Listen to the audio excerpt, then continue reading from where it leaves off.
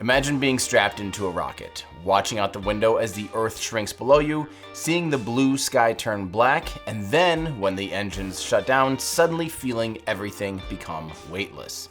You unlatch your restraints and you float up to the window. You are now doing something that so many people have dreamt about doing. But just as soon as you are getting used to that sensation of weightlessness, you're instructed to buckle back up because you're already falling back to Earth and you're about to re-enter Earth's atmosphere. So wait, you were in space. Why didn't you stay in space? What made this spacecraft reach space but not reach orbit?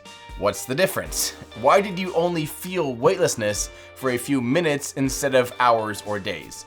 Was there still gravity? I'm Tim Dodd, the Everyday Astronaut, and today we're going to dive into the differences between space and orbit. We're going to get into orbital velocity and the Kármán line. We'll do some rundowns on orbital mechanics and things like apogee and perigee, and how, when, and why exactly astronauts experience zero-G. And real quick, just to clear things up, we're not doing this to throw shade at suborbital spaceflight or diminish the idea of, going on these rides to space. We're really just intending to clear up some common questions and misconceptions about spaceflight. I mean, I don't think there's too many people out there that would want to strip the astronaut wings off of Alan Shepard and Gus Grissom from their first spaceflight missions that were suborbital. No doubt their experiences and those who ride suborbital flights today are profound. So here's the timestamps for these sections, which are also in the description. The YouTube timeline is broken up into these sections, and of course, we have an article version of this video up at everydayastronaut.com. And while you're there, take a look at our awesome new heat shield tile mugs. These are color changing, super cool, and our Falcon 9 metal rockets, and lots of other cool stuff at everydayastronaut.com/shop. Okay, let's get started. 3, 2, 1. That's one small step for man. Contact with a test 1. Okay, I think the best place to start this topic is to help make sure we have a good understanding of the differences between getting to space and getting into orbit. Now, I have a saying, to get to space, you go up. To stay in space, you have to go sideways really, really fast. So let's go back to imagining you're on a suborbital rocket such as Blue Origin's New Shepard.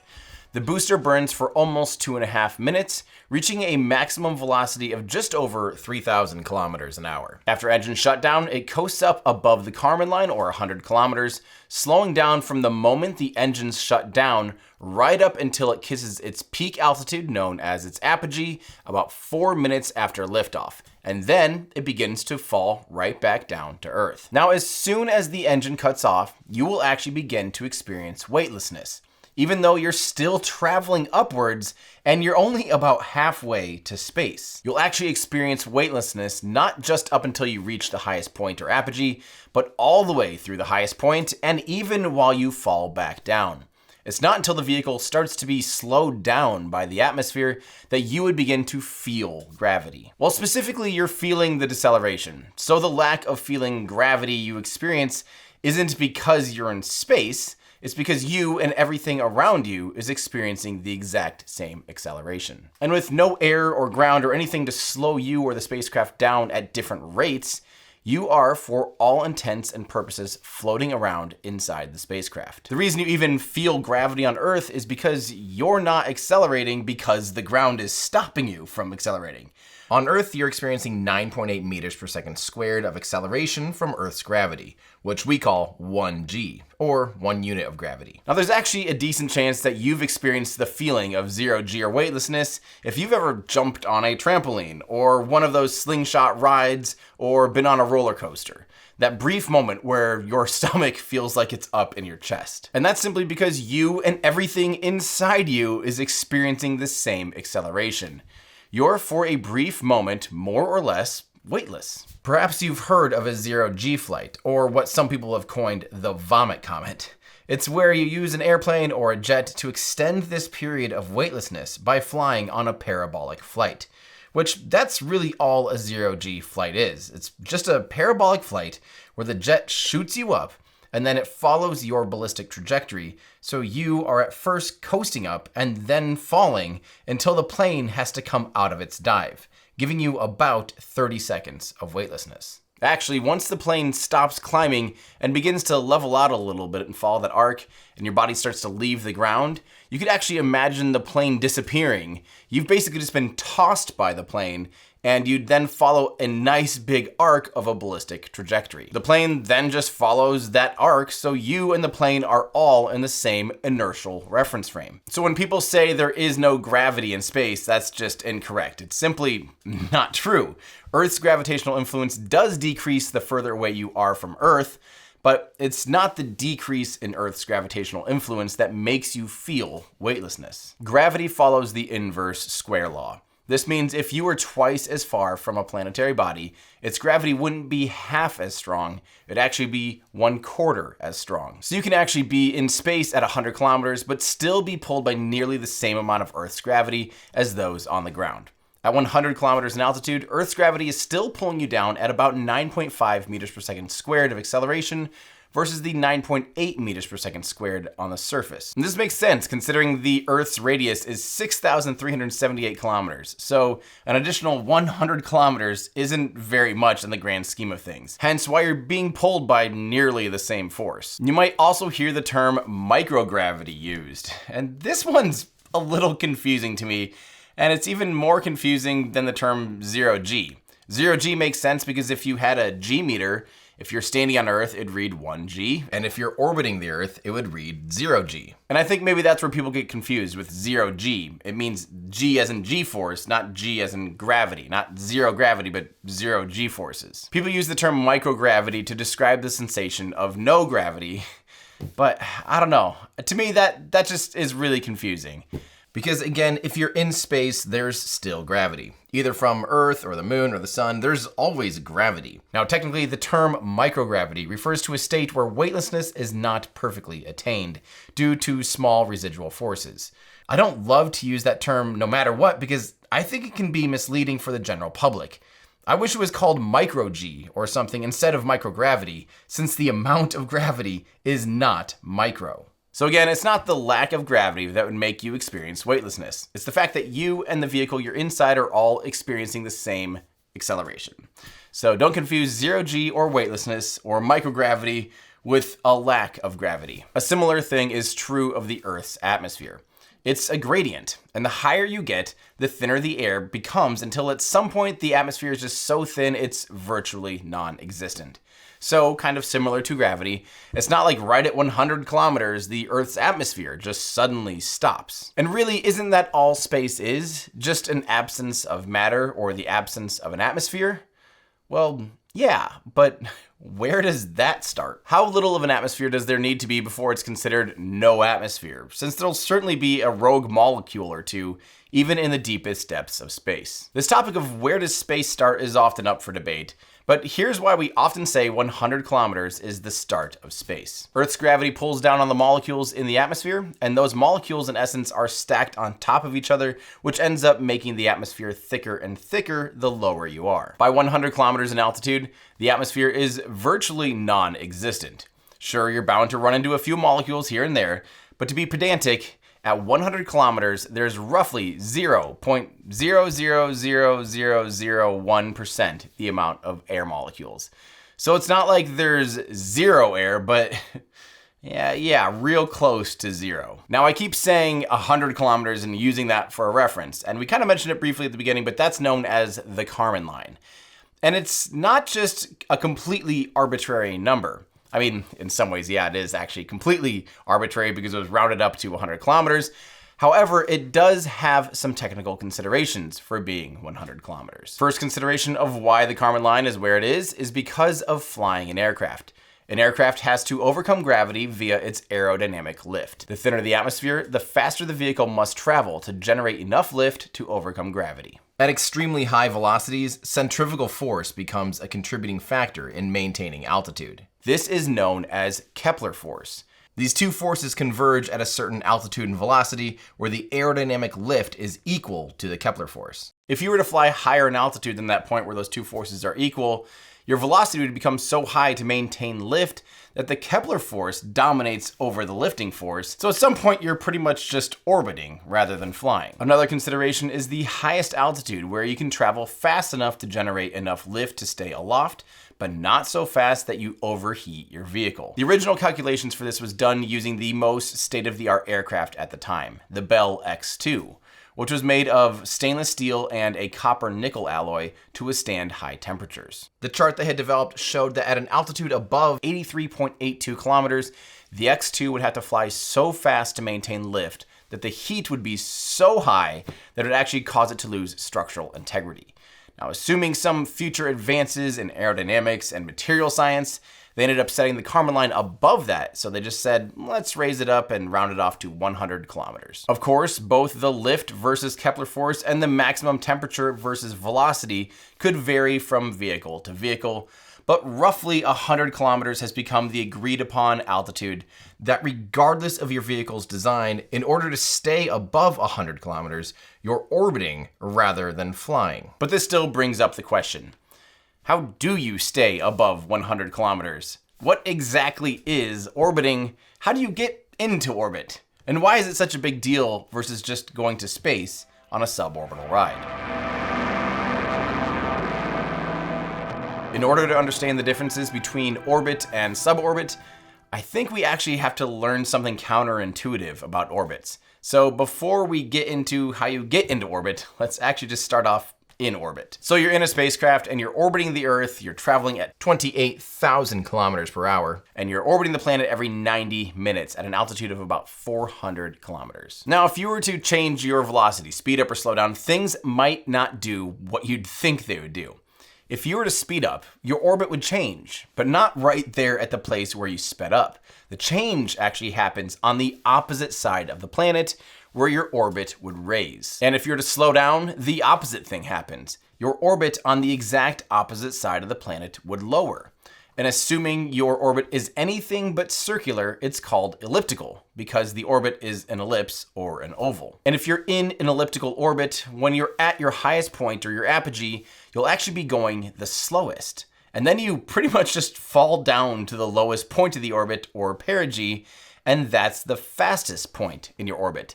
It's pretty much just like going up and down hills on a roller coaster. So if you're in a circular orbit and you want to raise your altitude, you have to speed up, and this will put you into an elliptical orbit. You're now at the perigee and your apogee will be on the opposite side of the planet. Then you just have to coast up to your apogee, which coasting is easy, you're in space, so it just happens automatically, and then you're going to speed up again so that your perigee matches your apogee, and boom, you'll be in a new circular orbit at a higher altitude. And again, the opposite thing is true if you wanted to be in a lower orbit. You first just have to slow down. That will put you into an elliptical orbit, and you'll now be at apogee with the perigee on the opposite side of the planet. Then when you get to perigee, you'll slow down again, and it'll lower your apogee until it matches your perigee, and you'll be in a new circular orbit at a lower altitude. If you've ever played the game Kerbal Space Program, this concept is likely very familiar to you, which is why I just absolutely love that game. It's taught me so much about orbital mechanics and rocket science. And a quick little side note for those of you that have played the game, you might notice that Kerbal Space Program calls it apoapsis and periapsis instead of apogee and perigee. That's actually the generic term for the high and low points of an orbit around any body. The terms apogee and perigee are actually specific when orbiting the Earth. Apolune and perilune are the terms for orbiting the moon, and apohelion and perihelion are the terms for orbiting the sun. But apoapsis and periapsis can actually describe any orbit regardless of what body that spacecraft is orbiting. Okay, now that we understand all those things and went on a few tangents, sorry, let's go back to riding on a suborbital ride on New Shepard. Now what if, right when you hit apogee, you opened up the hatch, well, you should probably depressurize it and make sure everyone's wearing a spacesuit or a pressure suit before you do this. Okay, but so you're wearing a spacesuit and pressure suit, you open the hatch, and then you tossed a ball out the hatch at 15 meters per second. Well, as you can imagine, it'll fly sideways relative to you, but in the grand scheme of things, it'll mostly end up just falling, landing pretty darn close to where you took off from. It's kind of similar to that classic demonstration where you flick a ball off a counter and you drop a ball off a counter at the exact same time, and they'll both actually hit the ground together. But the way you can actually think about this is the ball's trajectory basically makes an orbit around the very center of the Earth. It just runs into the surface of the Earth, and its perigee is barely beyond the Earth's center point because the ball wasn't traveling very fast at apogee. And as we learned before, the faster you're traveling at apogee, the higher your perigee will be. And obviously the ball is going very slow at apogee, so our perigee will be very, very, very low. So to get into orbit, we need to raise the lowest point in this orbital line thing that's going through the center of the Earth so that it actually just misses Earth entirely. And how do we do that? We need to speed up a lot. So this time, instead of throwing a ball out the hatch, right when we're at apogee, we're going to fire a pistol horizontally at 350 meters per second. The bullet will go much further than the ball that you threw, but it will still just end up colliding with the Earth. It'll just end up being much further away from the launch pad. And again, its trajectory basically follows a path as if it were orbiting the center of the Earth. So if we look at the trajectory versus the ball you threw, you can see its perigee near the center of the Earth is actually higher up from the center of the Earth than the ball's perigee. In other words, its perigee is higher because it was traveling faster at apogee. Do you see where this is going? Let's step it up even more. Let's fire a sniper rifle horizontally that can shoot around at about 1,400 meters per second. Again, the bullet flies a lot further yet, but gravity still pulls the bullet down, so it too will hit the atmosphere and eventually the ground. And as you can imagine, its perigee is quite a lot higher than the pistol bullet and much higher than the ball. So in order to stay in space, we need to reach a velocity of roughly 7.8 kilometers per second. So yeah, about 5 times faster than a sniper rifle bullet, which is, this is ridiculous speeds, 28,000 kilometers an hour, or about 17,500 miles an hour. Now at this velocity, our arc will go beyond the horizon and it'll just miss the atmosphere and Earth entirely. As you can imagine, it's probably quite difficult to get anything large up to orbital velocities by shooting them out of a really big gun, especially if it's something that's fragile and squishy, like a human. So instead of accelerating up to those velocities virtually in an instant, an orbital rocket will continually accelerate for about 8 minutes so it can reach orbital velocity. And since it gets above pretty much all of the atmosphere that would slow it down, it will now stay orbiting the Earth until it deorbits. I think actually a really good way to visualize this is by playing Kerbal Space Program. When you launch a rocket, hop on over to the map view by pressing M. You'll notice it's constantly plotting its ballistic trajectory. As we ascend, we see a little trajectory line beginning to form ahead of our rocket. If we were to cut our engines at any point, we'd more or less coast up and follow that ballistic arc. But the faster we go, the further that arc gets in front of the rocket because of the rocket's inertia. So the trick is to basically just start to aim that trajectory over the horizon. So after an initial ascent, the rocket needs to start pitching over to gain more and more horizontal velocity. This is called a pitch over or a gravity turn. This way our trajectory will continue out over the atmosphere. And remember that whole speeding up raises the opposite side of our orbit? That's basically what we're doing during ascent after we've pitched over and as we're doing that gravity turn. Assuming the rocket has enough inertia to get above the atmosphere, the most important thing to do is to accelerate horizontally to raise our perigee. You can imagine it takes a much larger, much more complicated and more powerful vehicle to go from 3,000 kilometers per hour on a suborbital ride compared to the 28,000 kilometers an hour it takes to get into orbit. You can actually see the difference by looking at a scale comparison of Blue Origin's New Shepard to SpaceX's Falcon 9. And beyond just the incredible 10x velocity needed to get into orbit versus suborbit, we're not even getting into all the other considerations like long-term life support and re-entry velocities and logistics, orbital communications, etc., etc. But again, this isn't meant to be putting suborbital spaceflight down, but we're just simply trying to show the differences between the two. Okay, I think that's about it. I think it's time for just a few more thoughts and a summary.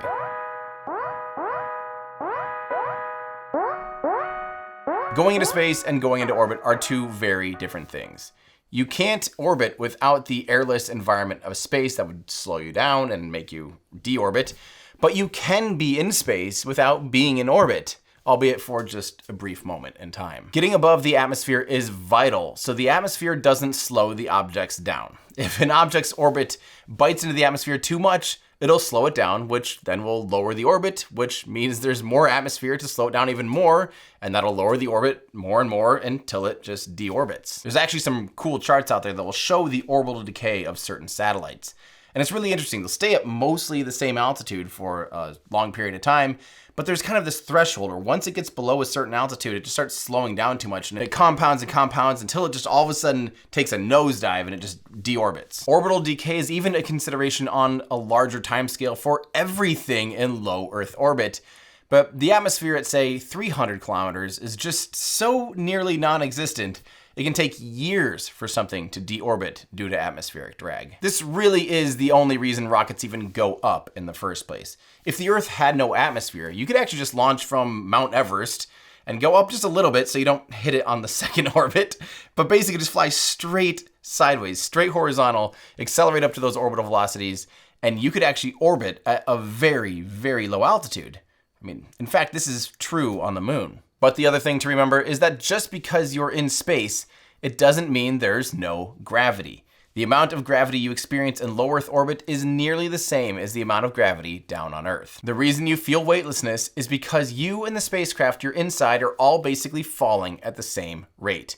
The reason you don't hit the ground is because you have so much velocity forward, you're constantly missing the ground. At the end of the day, I know it can be easy to say suborbital as if it's some kind of snide comment, or be cynical that it's just some meaningless joyride for billionaires. And of course, there's some truth to some of that, but that doesn't mean it's pointless. At 90 years old, William Shatner viewed Earth from space on Blue Origin's New Shepard, and he was utterly speechless and emotional when he landed. In fact, he felt immense grief at the fragility of our planet from just seeing it from that perspective. And he had this strong reaction often known as the overview effect. The perspective of seeing our own planet from space is often eye-opening, and it's enlightening for people. It helps people understand the borderless nature of our planet and of our species, how we're all just neighbors sharing one tiny little fragile ball in space. That's not all suborbital rides are good for. They're not just to make people appreciate our planet from a new perspective. They actually do serve a purpose scientifically. The ability to have 4 full minutes of weightlessness is often plenty of time to perform vital and significant experiments. In fact, did you know that NASA has a 132 meter deep vacuum chamber that allows experiments the opportunity to have 5.18 seconds of free fall? So if it's worth it to have a 132 meter deep vacuum tunnel for just 5.18 seconds, you know, just imagine what 4 minutes of clean zero-G would be worth. But that's pretty much it. Hopefully this video helps you understand the differences between going to space and getting into orbit, between zero-G and no gravity, and it helped you gain just a little perspective on how orbits work. Let me know if you have any other thoughts or questions in the comments below. I'll do my best to try and answer as many questions as I can find. I owe a huge thank you to my Patreon supporters, my YouTube members, and my Twitter subscribers. If you want to help me continue to do what I do, head on over to patreon.com/everydayastronaut or hit the membership button here on YouTube or subscribe on Twitter. There you can gain access to our script read-throughs and some exclusive live streams and lots of other fun stuff. And while you're online, be sure and head on over to our web store for things like this, the full flow stage combustion cycle hoodie, or our metal Falcon 9 model rockets that are just awesome and made out of metal, which I love that high quality stuff. Or this heat shield tile mug that changes color when you put something hot in it. It kind of is similar actually to the heat shields in real life that when they get hot, they turn red. I think that's super cool. But we also have lots of other fun stuff like our dress wear, our schematics collection, socks and hats, keychains, lots of other fun stuff at everydayastronaut.com/shop. Thanks everybody, that's gonna do it for me. I'm Tim Dodd, the Everyday Astronaut, bringing space down to Earth for everyday people.